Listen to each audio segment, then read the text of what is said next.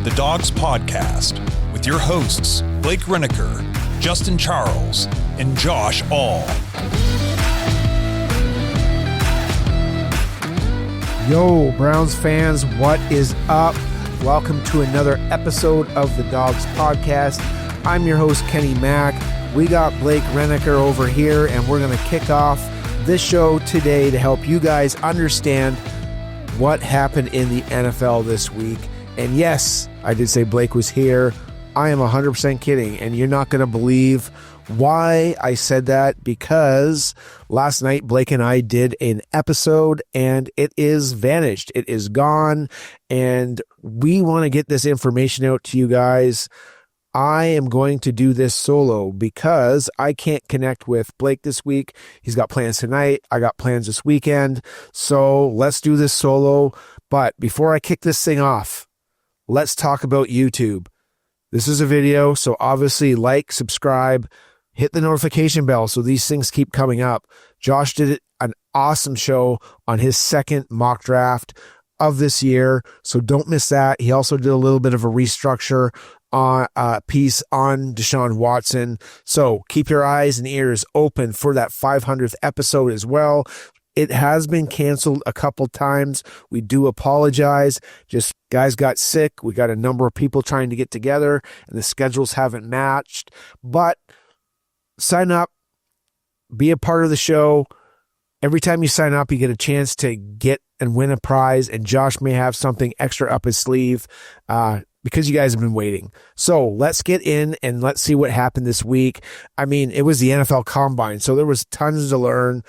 Like I said, Josh went over the restructure for Deshaun Watson, but we've got a couple things, and it was mainly quarterback. Specifically, Shedeur Sanders. So while he's known to be a pocket passer, processor of information, there's two things that mainly stood out to me. And you can tell me anything in the comments that stood out to you, not just about Shedeur, anything at the Combine. But number one, he was compared to Joe Burrow. Number two, and actually I should say this, he was compared to Joe Burrow a lot, I thought. Number two was the professionalism. It wasn't there. Seemed a little bit unprofessional and disinterested. There's a little bit about Cam Ward. There's a little bit about Abdul Carter. We'll get into those guys later, but there's a lot to unpack about Shedeur Sanders. So you know him. He is the son of Deion Sanders, Hall of Famer, and his coach at the University of Colorado Buffaloes.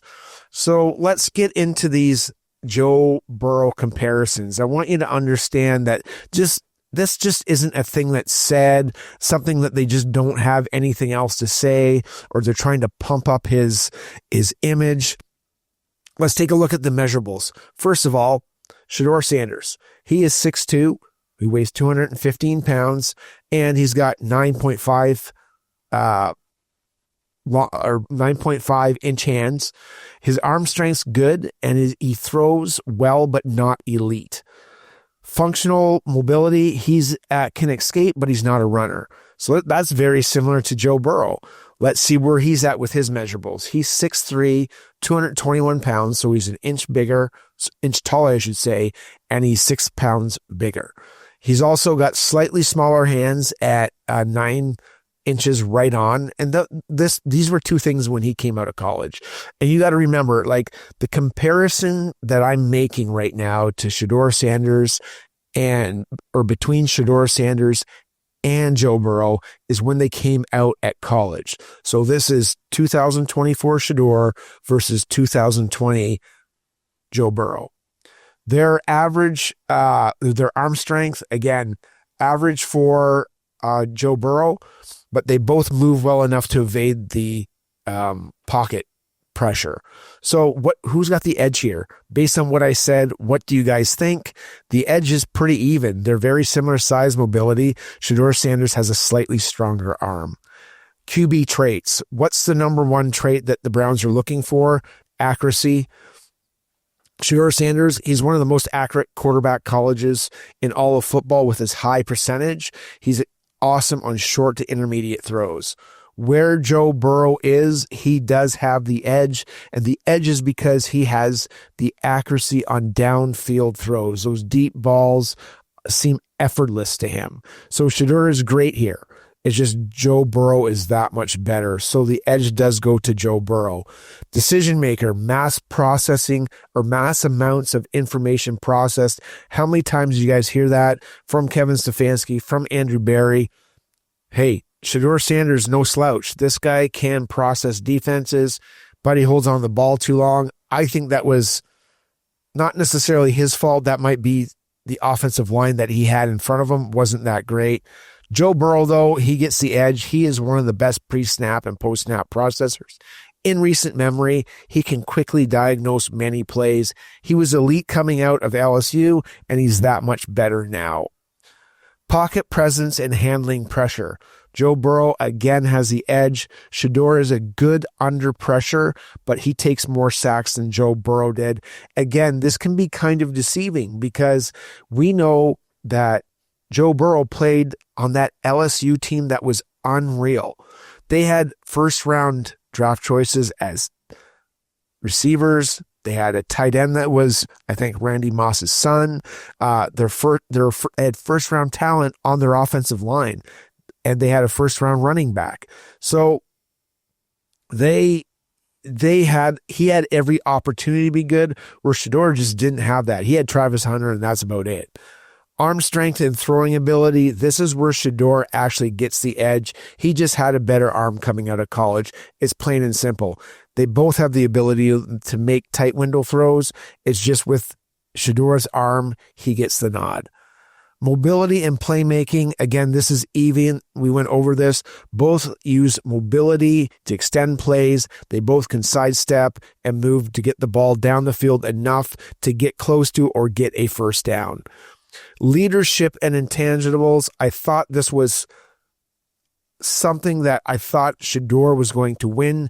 This is something that I probably just heard all weekend because this is something that Sanders is going on and on and on about. How many of you guys can recall just on the weekend him standing at the podium saying, if you want to turn your franchise around, I'm the guy. If you don't want that, draft one of these other guys. But we see Joe Burrow 2 times a year, every year, and that guy has his huddle eating out of his hand every single time. He leads them down to the end of the game, and you can never count the Bengals out of a game because of Joe Burrow. Their overall production, to me, it doesn't matter because you're not comparing the same teams. The 2024 Colorado Buffaloes would probably get smoked by LSU 99 out of 100 times. So I'm not too worried about those career stats. The biggest thing is the outlook for their career and what they're saying.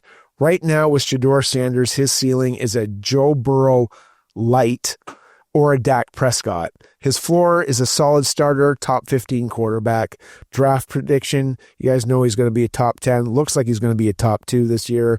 Whereas when Joe Burrow came out, just that elite processing ability, his ceiling was elite franchise quarterback. He is there right now.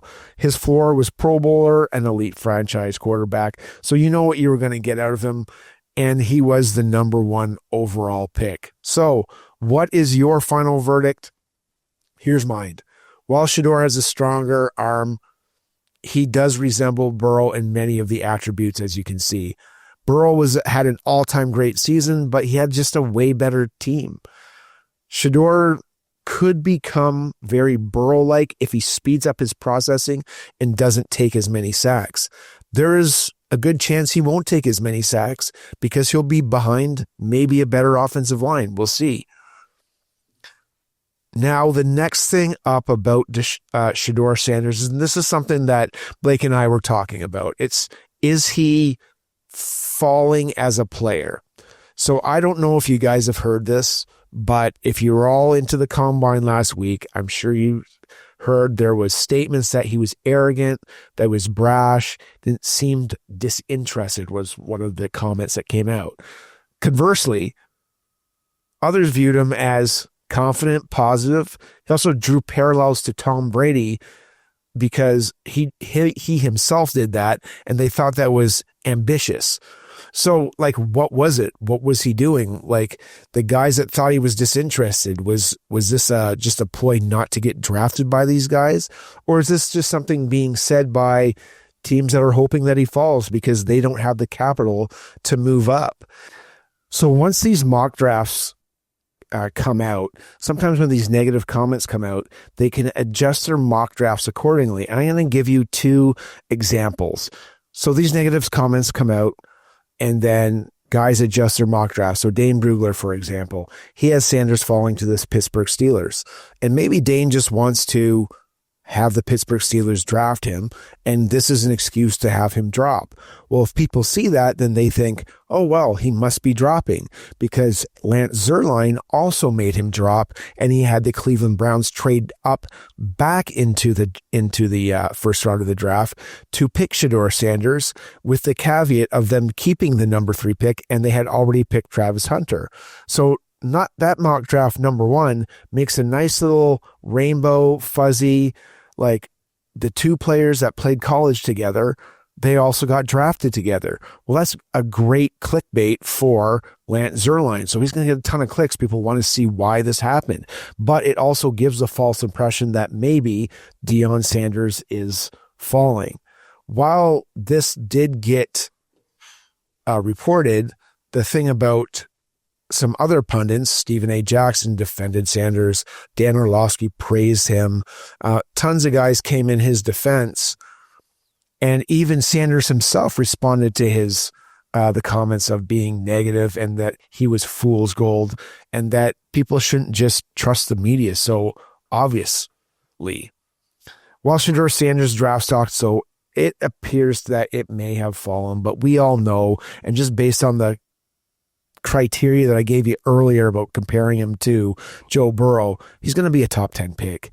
There's no doubt about where he's going to go, and Shedeur Sanders isn't going to miss the top 10 pick for sure. Blake's take, he basically said too, it's a smokescreen. Teams are saying maybe that he's arrogant, so he could fall, so they could probably try and draft him, and that's about all we said. This episode is sponsored by Butcher Box for Pets. Browns fans, it's about time the Dawgs offered you something for the real dogs in your life.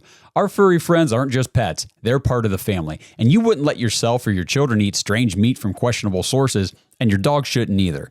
Right now, head to butcherboxforpets.com/dogs or use promo code DAWGS, DAWGS, to get 20% off your entire order. At ButcherBox, they believe in real ingredients. Their pet foods have been developed and certified by a vet nutritionist to contain 0 artificial flavors or preservatives. You get protein-packed formula with over 50% of the recipe comprised of third-party certified humane ButcherBox meat, plus functional ingredients like pre- and postbiotics to support your dog's vitality and digestion. And ButcherBox even removes the guesswork for you. Their custom meal plans are perfectly portioned to fit your dog's nutritional needs based on 8 factors, including age, weight, and activity level.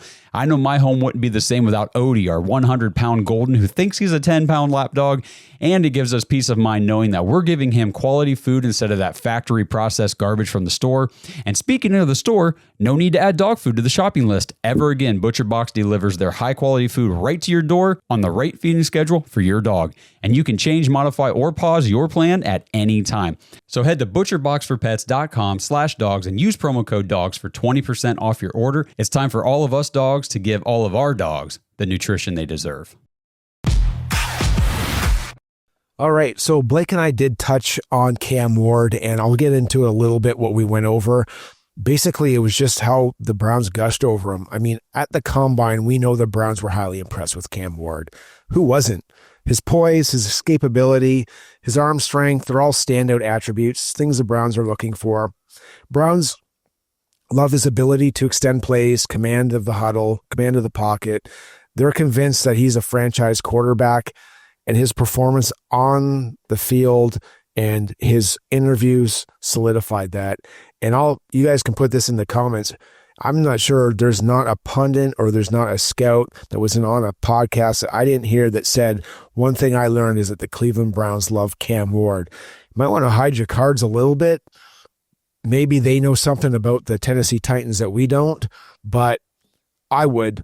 From this point, though, we just kind of, while we were shocked with that, we each picked a player. Actually, we picked two players. I'm going to kick it off with mine. Mine's Fannin Jr., and he's a tight end out of Bowling Green. This guy's 6'3", he's 241 pounds, and he was just a bowling ball in the MAC League this year for Bowling Green. This guy was a consensus All-American, Offensive Player of the Year, and wow, you guys are not going to believe this. 117 receptions. Holy crap. 1,555 yards. That is crazy. Now, the combine performance was a little bit hit or miss. I think some people were expecting more. The 4.17 second 40 was a little disappointing for some people, but the 10-yard split at 1.56 seconds is pretty good for a tight end, someone 241 pounds. Vertical jump, 34 inches. Broad jump, 9 feet, 10 inches. I'm not sure really why they do that anymore for the NFL or what it matters. Bench press, 22 reps. That's pretty good for a tight end.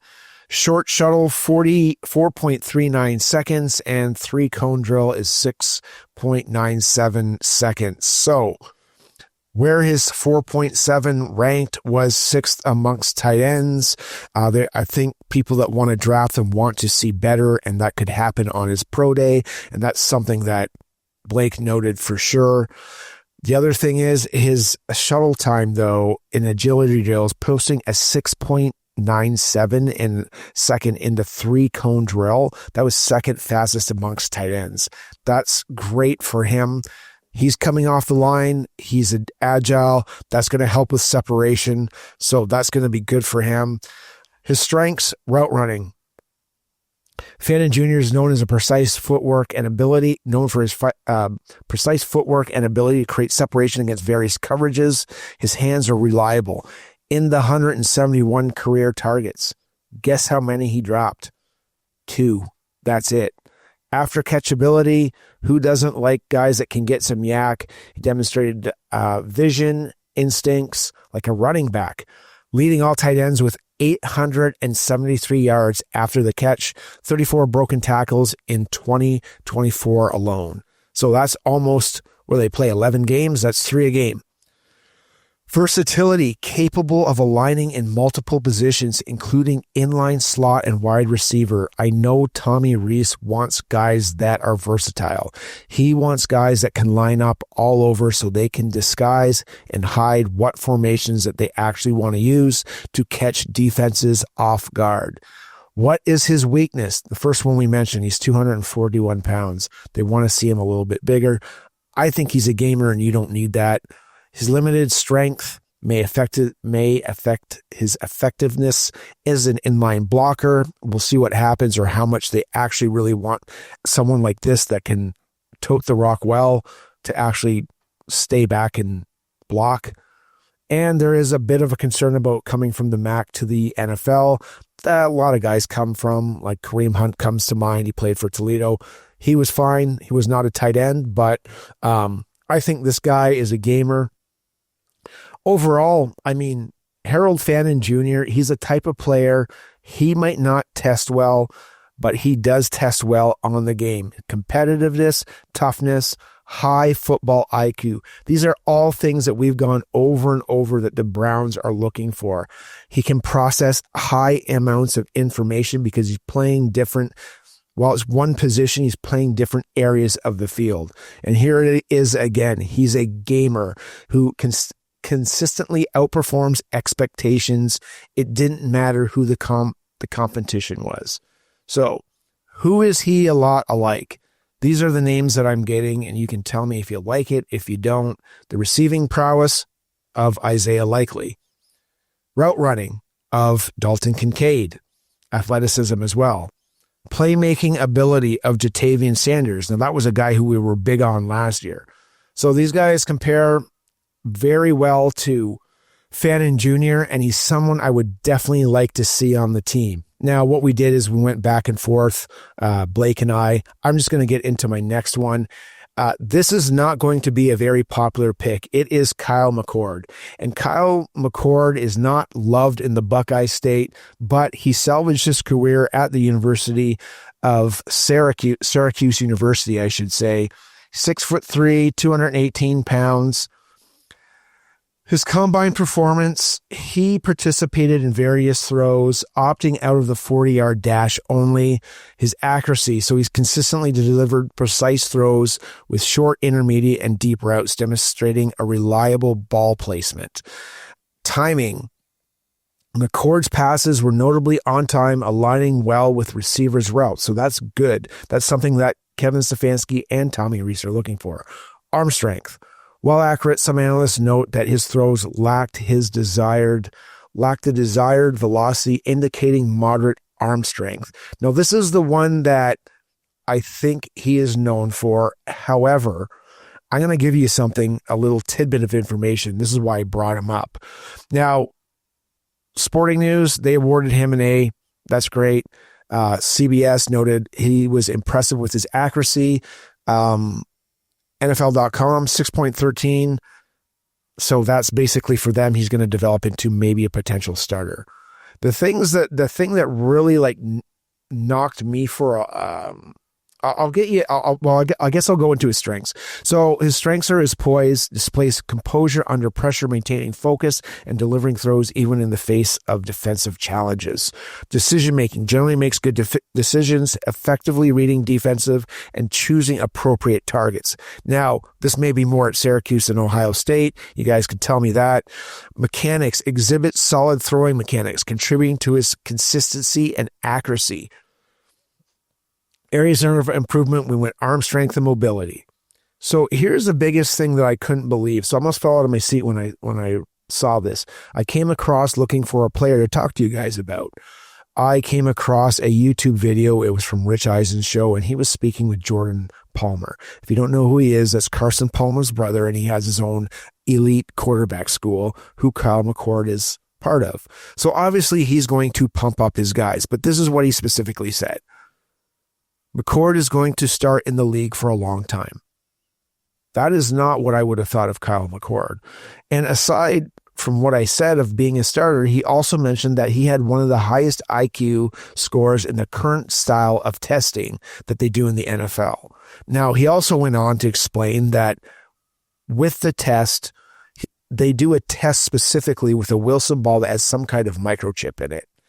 And Jordan Palmer has a partnership with Wilson. They've made these balls, and what they end up doing is they measure the ball in velocity, so miles per hour. They measure the spiral, and that's an RPM, and then they have a spiral efficiency.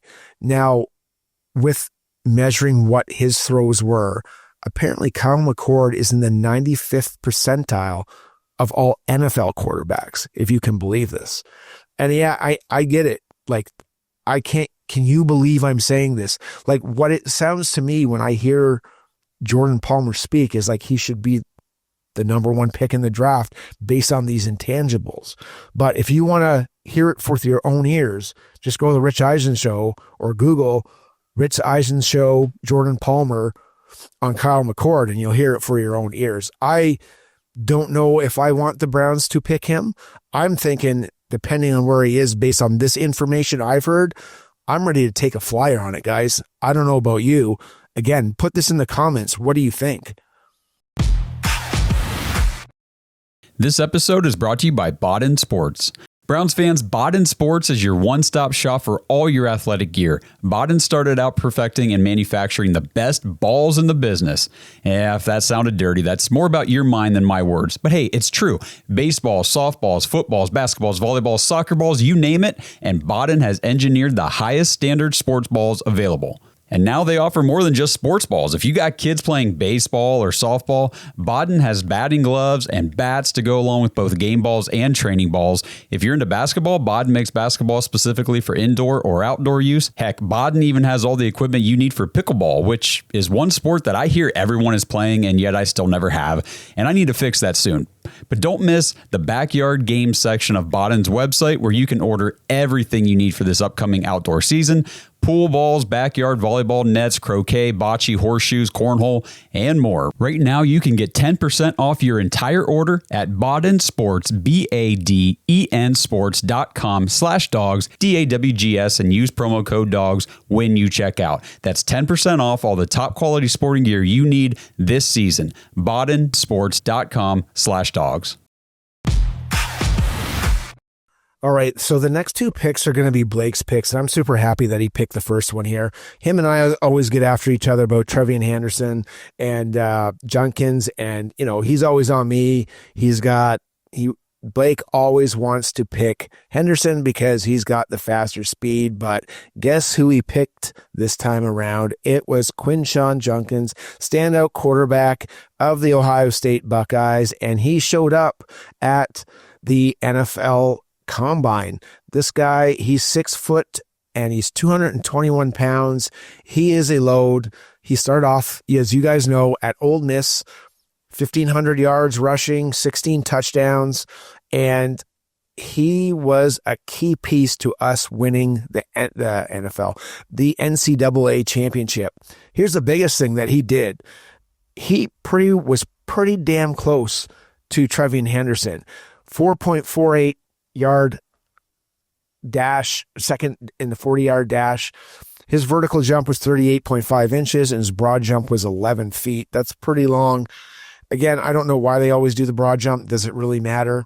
Strengths. So he's got visions, patience. This sounds like somebody who should be in a zone scheme like we run.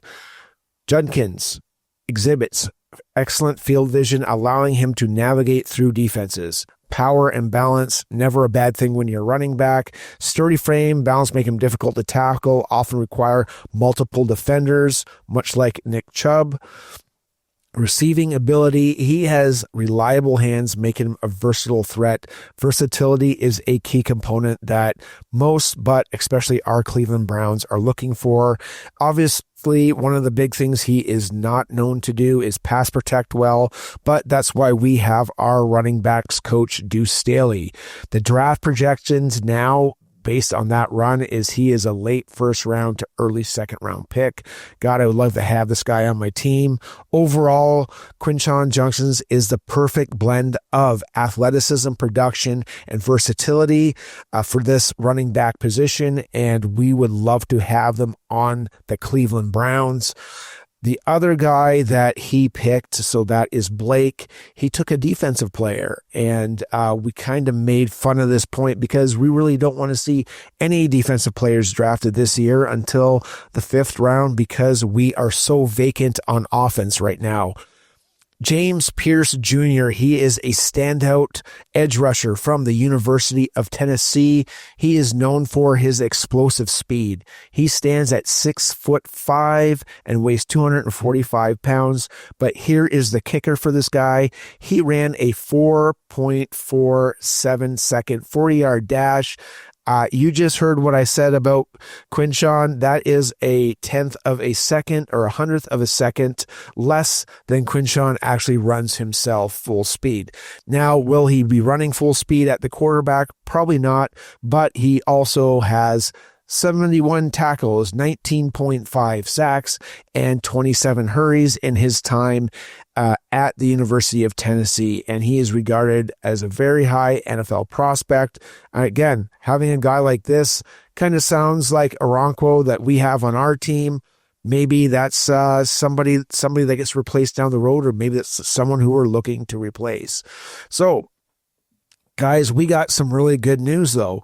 Joel freaking Bitonio is coming back to the Cleveland Browns, and this is the next thing that we wanted to get into. The biggest thing is like the offseason hasn't started, and it feels like we already lost, especially with what's going on with Myles Garrett. Wanting to get traded and just that constant harping about it and the lack of overall depth on our offensive line, it's just been tough, and this would have been another hole that we would have had to fill, but it's great news to hear that he's coming back. I mean, this guy is a key guy for our offensive line. Like, he will provide stability. He is the anchor of the offensive line, provides elite pass protection. Maybe not last year, but that offensive philosophy from Ken Dorsey just didn't work last year. And if we have to lose any other veterans, I mean, at least we got this guy, but with him rounding out that O-line, it'll be something to look forward to. It's his leadership. It's his locker room presence. He's a team captain. He's one of the longest tenured Cleveland Browns. If anybody wants to play hard, they want to play it for him. He's respected in the locker room, and he's a voice in the locker room. He helps the younger players based on what we've seen in training camp, based on what we hear the players say. His experience maintains a high level of standards, and that's something that we need in that whole offense. He is an elite performer. He has been a 5-time All-Pro, so 218 to 222, and a 6-time Pro Bowler, 218 to 223. His track record just speaks for itself, and he's consistently has high grades in PFF. I just wouldn't look at last year, obviously. Great at protecting the quarterback, keeps the pocket clean. His presence is important, especially in a system that relies on play-action pass and designated or designed rollouts. He also obviously going to help the running game. Between him, Teller, and Poshik, they were keys to getting Bitonio and some of the guys in previous years, and hopefully we get Chubb back at some point, but I'm sure we're going to draft some great running backs, as we mentioned earlier. About the Super Bowl window, I don't know if that's closed. I got to see what the Browns do this year. We got enough pieces on this. It's just we need the right quarterback. And again, like I said, we avoided a huge hole, so it's a huge win that he's back. I mean, we got that veteran leadership. We got that block air for a running back. We've got strong pass protector, and now that's a line that can help us take a real shot in a playoff run. And if you guys agree with me, let me know. Like, what do you think about Jack Conklin, Wyatt Teller, Ethan Poshik, now Joel Bitonio, and I'm going to say DeJuan Jones at left tackle unless we get somebody else. I think that can help us make a run, and that's something that could protect for our running back and make holes for our running backs. All right, guys, I'm going to kick off the last topic here, and it's how, and I want you guys to actually put this in the comments too. How are you guys feeling about the team going into free agency? Because if you're me, I'm not feeling that great right now. I'm not sure really what to expect. I guess when we did the podcast that got lost, I made an example that Blake was a free agent. I was Kenny Berry, and we're sitting across from each other. And I got to explain to this guy why he's got to sign with us. And it depends on a lot of variables, right?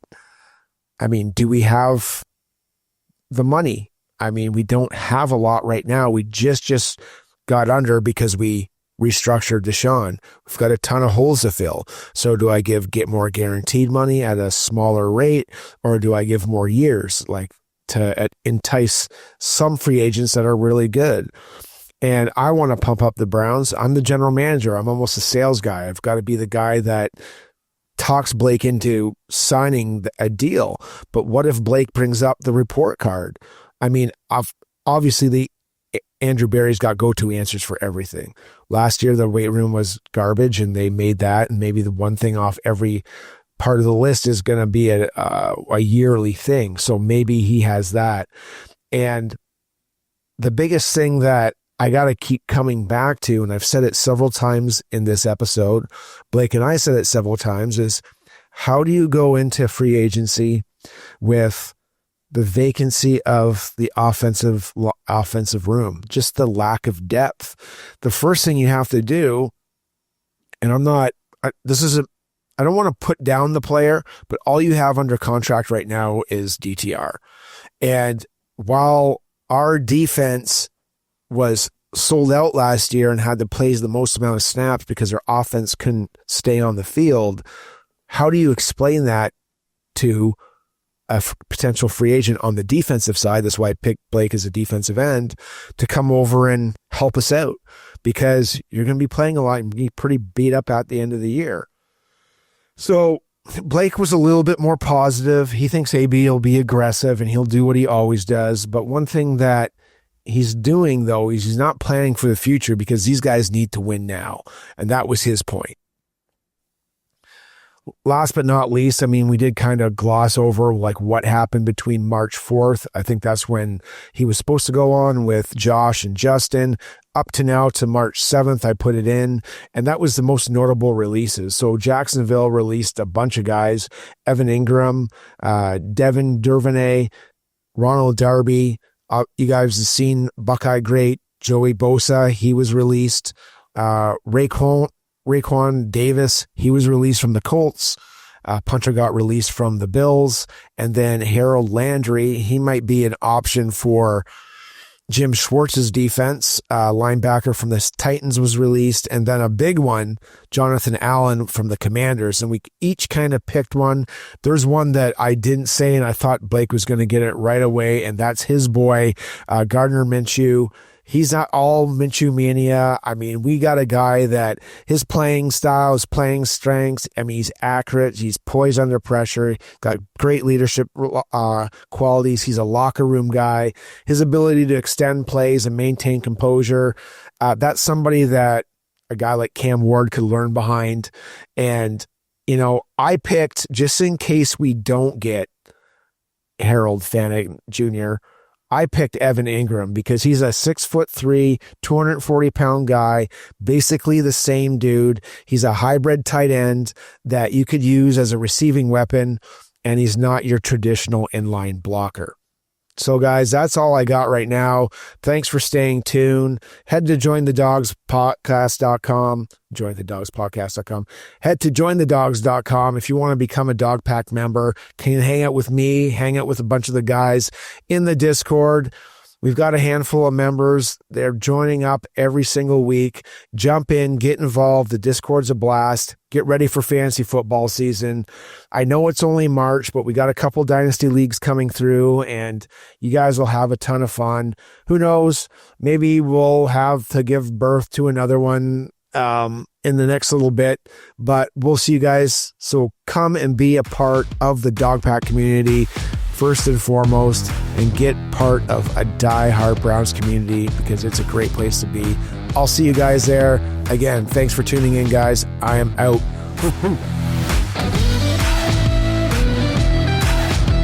Thanks for listening to another episode of the Dawgs Podcast. Make sure you subscribe on YouTube and follow us on Twitter at the Dawgs Podcast. Get your thoughts on the show at thedogspodcast.com.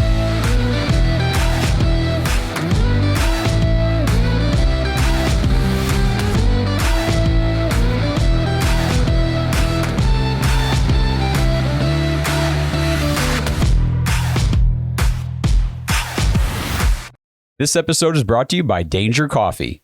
Browns fans, we talk about how Danger Coffee is made free from mold toxins that are in 45% of the world's coffee, but that's not all that Danger Coffee has to offer. Mineral and nutrient deficiencies are a big deal. They make you feel sick, tired, stressed, and they can give you brain fog. These deficiencies negatively affect your immune system, your digestion, sleep, metabolism. Have you ever wondered why you get an initial burst from your coffee, but then you get that little crash not long after?